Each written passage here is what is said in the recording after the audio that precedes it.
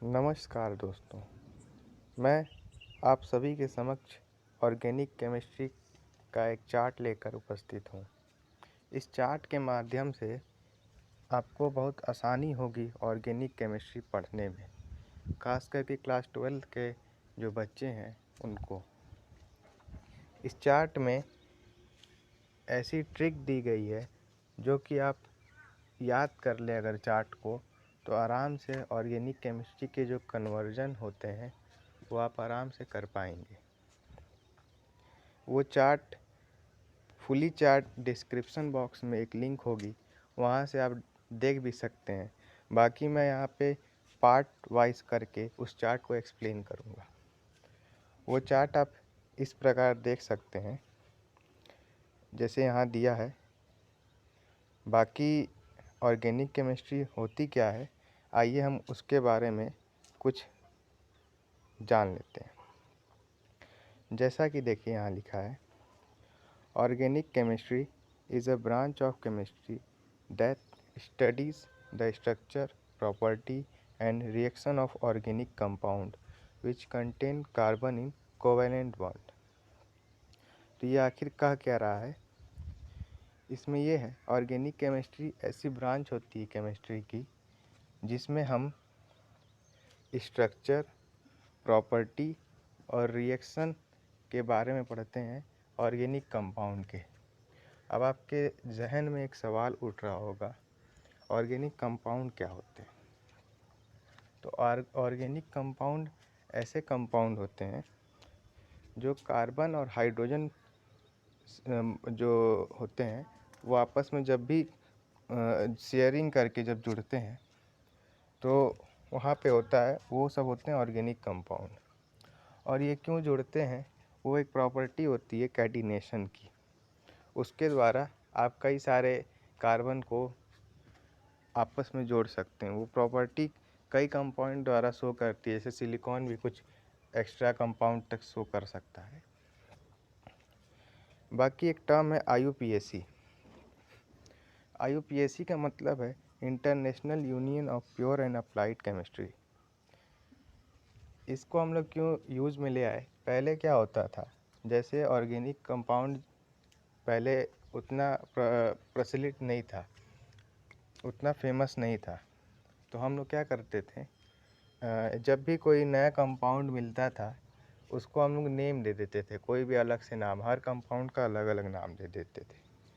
लेकिन दिक्कत क्या होने लगी, जैसे जैसे आगे बढ़े इतने सारे कंपाउंड मिल गए थे हम लोगों को नेचर से, जिससे क्या हो रहा था कि नाम याद करने में थोड़ी दिक्कत हो रही थी। तो अब उसको एक आसान नॉमेनक्लेचर में अगर रिप्रेजेंट करना हो तो इसलिए हम लोग IUPAC नेम का एक टर्म यूज़ में ले आए। अब IUPAC में मेनली होता क्या है, हम लोग कार्बन की चेन देखते हैं। जैसे एक कार्बन की चेन रहेगी तो मेथ होगा, कार्बन 2 रहेगा तो एथ रहेगा, ऐसे मतलब 10 तक यहाँ दिया गया है। उसके बाद आप अगर फंक्शनल ग्रुप है तो उसका अलग नाम होगा। अब इन सब के बारे में हम बाद में अलग से वीडियो आएगी, उसमें हम डिस्कशन करेंगे कि किसको क्या नेमिंग कैसे देते हैं ये सब। बाकी जो आज यहाँ पे हम देखने के लिए जुटे हैं वो है हमारा मेन कन्वर्जन वाला। इसका पूरा फुल चार्ट है जो कि आपको डिस्क्रिप्शन में लिंक दिया हूँ, वहाँ से आप देख सकते हैं। बाकी मैं हर एक एक पार्ट करके कुछ कुछ पार्ट इसका चार्ट में ले करके पूरा एक्सप्लेन करूँगा उसी चार्ट को पूरे तरीके से। देखिए पहला जो है यहाँ पे वो है इथेन।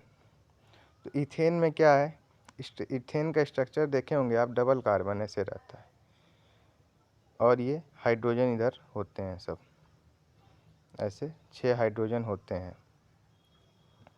तो अब इसमें क्या करेंगे हम लोग, जब कभी आप इथेन को Cl2 with presence of HNU कराते हैं तो वो क्लोरोइथेन बनता है। वो कैसे बनता है, जैसे मान लीजिए ये 2 कार्बन है, यहाँ पे सब 6 पोजीशन है हाइड्रोजन की। अब इसमें से क्या होगा, जब भी आप क्लोरीन को जब ऐड करेंगे ना तो यहाँ से एक Cl निकल जाएगा। यहाँ से मान लीजिए HCl निकलेगा, एक हाइड्रोजन इधर से निकल जाएगा कहीं से किसी भी पोजीशन से, और HCl जहाँ से हाइड्रोजन निकलेगा वहाँ पर Cl आके जुट जाएगा। तो ये क्या हो जाएगा, क्लोरोइथेन हो जाएगा। ठीक, अब आगे बढ़ते हैं क्लोरोइथेन से। तो जब क्लोरोइथेन को आप एक्वस KOH में जब मिलाइएगा तो एक्वस KOH में क्या होगा, जो इथेन है मान लीजिए ऐसे होगा, इधर हाइड्रोजन रहेगा, यहाँ Cl होगा। ठीक, तो ये जो Cl है, इस Cl में से ये एक्वस KOH है। ध्यान दीजिएगा, एल्कोहलिक KOH भी होता है और एक्वस KOH भी होता है। तो यहाँ पे हमको देखना है पहले, अगर एल्कोहलिक KOH रहेगा तो वो डबल बॉन्ड बना देगा, उसका फ्लो चार्ट में आपको पूरा मिला होगा।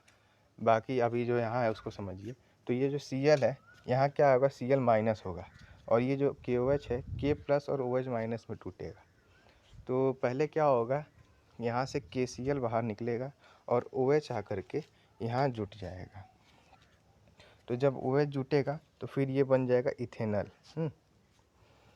तो अब उसके बाद अगर आपको इसको पीछे करना है रिएक्शन को, मान लीजिए अगर इथेनॉल बना है, उस इथेनॉल से आपको क्लोरोइथेन बनाना है, तो सिंपल है, बस SOCl2 आप उसमें उसके प्रेजेंस में रिएक्शन को करा दीजिएगा तो वो क्लोरोइथेन बन जाएगा। ठीक, अब ऑक्सीडेशन, जैसे इथेनॉल बन गया, अब इथेनॉल के बाद आप इसका ऑक्सीडेशन कराइएगा तो इथेनॉल बन जाएगा। ठीक, CHO ग्रुप है, फंक्शनल ग्रुप होता है ये। बाकी जिसको आता है बहुत अच्छी बात है, नहीं आता है तो हम बेसिक से भी चलेंगे, धीरे धीरे वीडियो आएंगी उन सब की भी। अब जैसे इथेनॉल से आपको फिर इथेनॉल बनाना होगा, तो इथेनॉल से बनाने के लिए, इथेनॉल बनाने के लिए आप सीधे सीधे रिडक्शन कर दीजिएगा। तो रिडक्शन कर देने से ये फ़ायदा होगा कि तुरंत हमको इथेनॉल मिल जाएगा। ठीक, अब इथेनॉल के आगे फिर से ऑक्सीडेशन जब करा दीजिएगा तो ये इथेनोइक एसिड बन जाएगा, और वापस से अगर आपको आना पड़ेगा तो रिडक्शन करा दीजिएगा, इथेनॉल बन जाएगा इथेनोइक एसिड से, अगर आपको इथेनॉल बनाना होगा। अब यहाँ पे रिडक्शन ये सब जो होते हैं यहाँ एजेंट होते हैं, उन सभी के नाम बता दिए जाएंगे आपको। तो अब यहाँ पे ऑक्सीडेशन लिखना तो सही नहीं रहेगा, क्वेश्चन में जैसे पूछेगा तो वहाँ पे सब एजेंट होते हैं ना, तो उस एजेंट के वहाँ पे नाम लिखिएगा आप, तो अच्छा रहेगा। बाकी फर्दर देखते हैं, जब इथेनोइक एसिड बन जाता है तो हम उसके बाद उसमें सोडा लाइम मिला देते हैं। सोडा लाइम क्या होता है, NaOH और CaO, मतलब सोडियम हाइड्रोक्साइड और कैल्शियम ऑक्साइड को जब आप ऐड करते हैं तो सोडा लाइम बनता है। ठीक, तो जब भी आप इथेनोइक एसिड को सोडा लाइम के प्रेजेंस में जब रिएक्शन फर्दर कराएंगे तो वो मीथेन बन जाएगा। ठीक, मीथेन बनने का इसमें कारण है, बाकी इसमें मतलब मैकेनिज़्म होती है अच्छी खासी, उसमें आपको बताएंगे आगे अलग अलग करके। बाकी अभी ये ट्रिक टाइप का वीडियो है तो आराम से आपको हो जाएगा। अब इसके बाद जैसे इधर था पहला इथेन वाला जो केस था Cl2H से करा रहे थे, अब यहाँ भी देखिए Cl2H से करा देंगे। बस डिफरेंस क्या हो जाएगा, यहाँ एक कार्बन की चेन है। ठीक, तो ये क्या बन जाएगा, क्लोरोमीथेन बन जाएगा। ठीक ना। अब उसके बाद यहाँ पे आप पढ़े होंगे उड्स रिएक्शन। हाँ, नेमिंग रिएक्शन होती है, 11th क्लास में पढ़े होंगे आप। तो उड्स रिएक्शन को जब आप कराइएगा तो उड्स रिएक्शन मेनली हमारा क्या करता है काम, जो एक कार्बन की चेन रहेगी मतलब दोगुना कर देगा। अगर एक कार्बन की चेन है तो डबल बना देगा उसको, 2 की रहेगी तो 4 कर देगा, ऐसे उड्स रिएक्शन का कराता है। ठीक, तो ये बाकी आपका ये पूरा एक तरह से एक साइकिल बन गया। हाँ, तो ये फ्लो चार्ट आप याद कर लीजिएगा। बाकी मैं चार्ट दिया हूँ जो डिस्क्रिप्शन बॉक्स में, वो पूरा मैं एक एक पार्ट करके ले आऊँगा। ये फर्स्ट पार्ट है और इसको आप याद कर लीजिएगा, मेनली कन्वर्जन के लिए ही है। ठीक ना, धन्यवाद।